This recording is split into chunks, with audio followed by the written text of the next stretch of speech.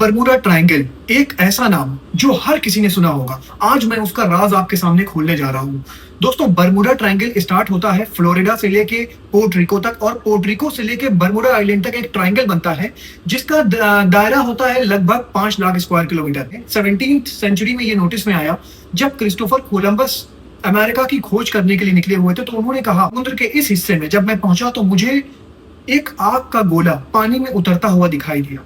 उसके बाद ये नोटिस में आया 1881 में, जब एलन ऑस्टिन नाम की शिप, जो कि बहुत बड़ी शिप थी उस टाइम की, 210 फीट की लंबी शिप, ये बिल्कुल मिडिल ऑफ बरमूडा ट्रायंगल पहुंचती है। तो इसको क्या दिखाई देता है कि उसके बगल में एक शिप सेल कर रही है, लेकिन वो शिप में उसको कोई भी मेंबर्स दिखाई नहीं देते। इसके बाद वो अपने कुछ मेंबर्स को, क्रू मेंबर को उस शिप पे भेजते हैं, तो पता चलता है कि उस शिप पे कोई भी इंसान नहीं है। इसके बाद वो डिसाइड करते हैं कि इस शिप को हम लोग पोर्ट तक ले जाएंगे, क्योंकि जो भी उसमें सामान था, सारा सामान उसमें वैसे ही रखा हुआ था, बस उसमें लोग गायब थे।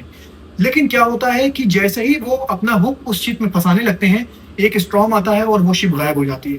फिर कुछ देर के बाद उनको वो शिप दिखती है, फिर वो ट्राई करते हैं, कुछ मेंबर्स को वहां पे भेजते हैं, लेकिन फिर क्या होता है कि उस मेंबर के साथ वो शिप गायब हो जाती है।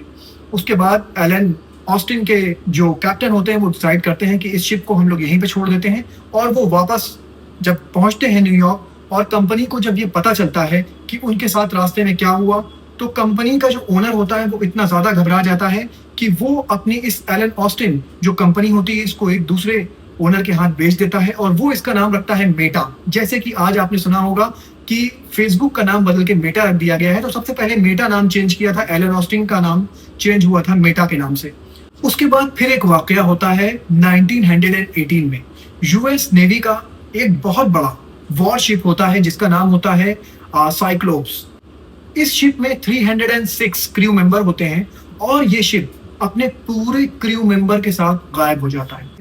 इसके भी डिसअपीयरेंस का कोई भी पता नहीं चलता है। इसके बाद एक वाकया होता है 1945 में जो बहुत ज्यादा लैंडलाइट में आता है। ये वाकया होता है फ्लाइट 19 के साथ। ये यूएस नेवी के 5 प्लेन्स थे जो वॉर जोन में प्रैक्टिस के लिए फ्लाई करते हैं फ्लोरिडा से, लेकिन जब ये middle of the Bermuda triangle पहुंचते हैं तो ये पूरी तरह से डिसअपीयर हो जाते हैं।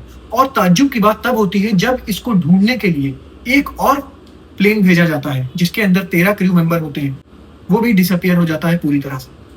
बहुत से लोग ये कहते हैं कि यहाँ पे मीथेन इरप्शन बहुत ज्यादा है, जिसके वजह से बहुत ही वास्ट बबल्स बनते हैं मीथेन के, और जो शिप्स को डुबो देते हैं। लेकिन दोस्तों, ये जो प्लेन्स गायब हो रहे हैं, इसका क्या माजरा है?